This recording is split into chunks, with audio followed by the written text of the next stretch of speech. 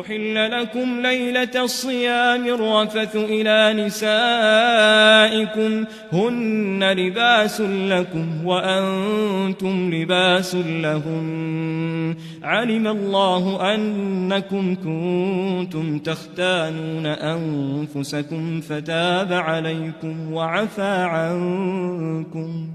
فالآن باشروهن وابتغوا ما كتب الله لكم وكلوا واشربوا حتى يتبين لكم الخيط الأبيض من الخيط الأسود من الفجر ثم أتموا الصيام إلى الليل ولا تباشروهن وأنتم عاكفون في المساجد تلك حدود الله فلا تقربوها كذلك يبين الله آياته للناس لعلهم يتقون